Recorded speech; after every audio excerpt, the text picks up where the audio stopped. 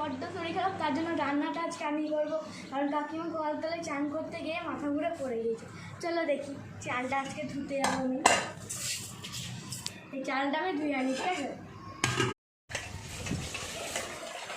আমি চালটা ধুয়ে নিচ্ছি, ভালো করে ধুয়ে নেবো চালটা।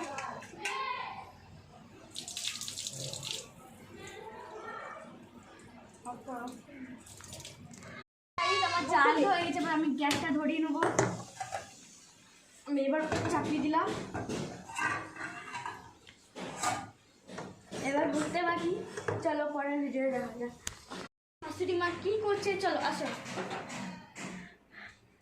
ঠাকুমা কি করছো?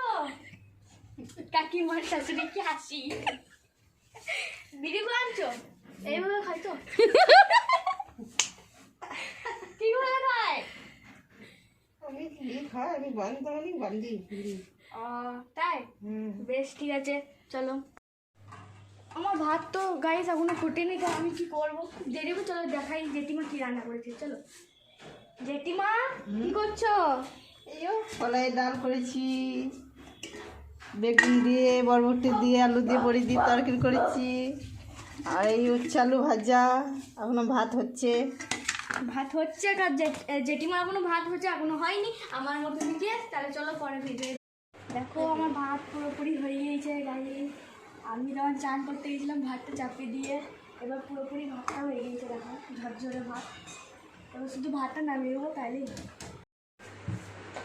ভাতটা আমি ভালো করে ধরে নেবো। মার তো পরে আমি কাকুকে ভাত খেতে দেবো, ঝরে দিই। এরকম ভিডিও দেখতে হলে লাইক করুন, কমেন্ট করুন। আবার এরকম ভিডিও আমি বানানোর চেষ্টা করবো, বড় ভিডিও।